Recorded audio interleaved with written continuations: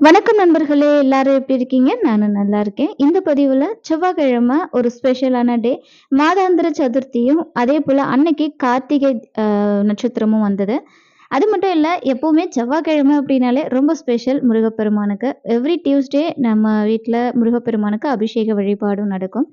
So இன்னைக்கு ரொம்ப அழகா வாசல்ல இருந்து அழகா கோலம் போட்டாச்சு. கோலம் போட்ட கையோட வீட்ல வந்து சுவாமிக்கு அபிஷேகம் பண்ணிட்டேன்.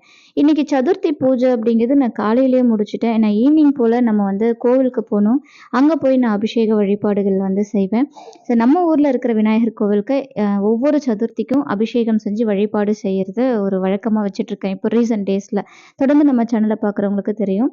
ஸோ எந்த கோவிலும் விளக்கு ஒரு நல்ல நாள்ல ஒரு அபிஷேகம் செய்யாம இருக்கக்கூடாது அப்படிங்கிறது என்னோட ஆசை.